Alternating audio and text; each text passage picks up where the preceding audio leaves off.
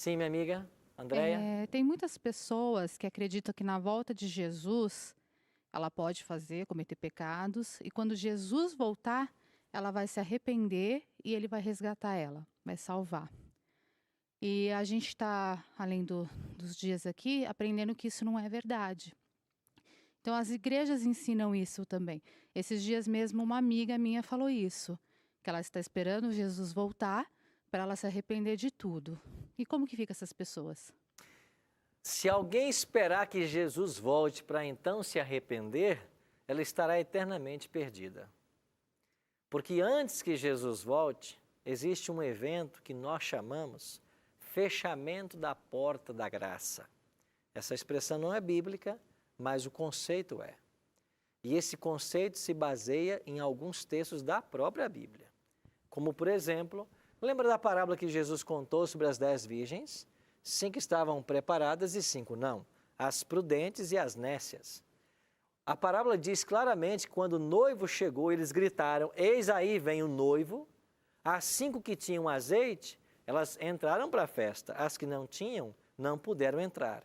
E a parábola diz, fechou-se a porta, e do lado de fora houve choro e ranger de dentes.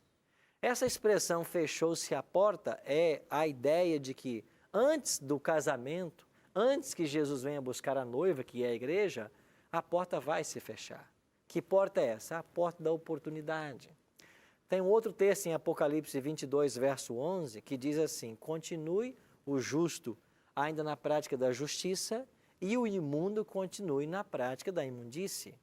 Ou seja, quem está salvo, quem está perdido, está perdido.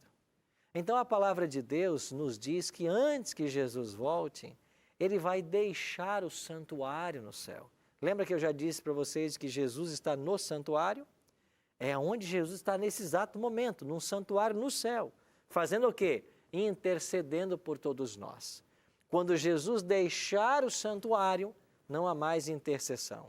Ou seja, todos os casos terão sido decididos. E quando é que ele deixa o santuário? Momentos antes de voltar à terra. Então ele sai do santuário para vir à terra. Então, quando Jesus vier pela segunda vez, os casos já estarão decididos.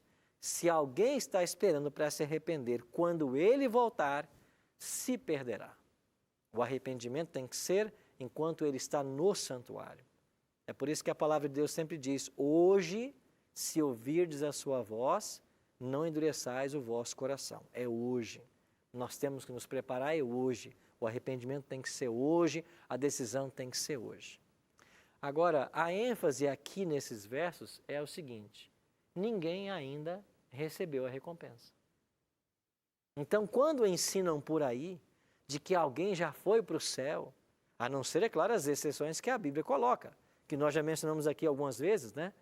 Elias, Enoque e Moisés. E também um grupo que ressuscitou com Jesus quando ele ressuscitou. A Bíblia não dá nome para essas pessoas, mas quando Cristo ressuscitou, alguns mortos também ressuscitaram com ele. Nós não sabemos quem são, porque a Bíblia não dá nome deles. Apenas diz que um grupo ressuscitou.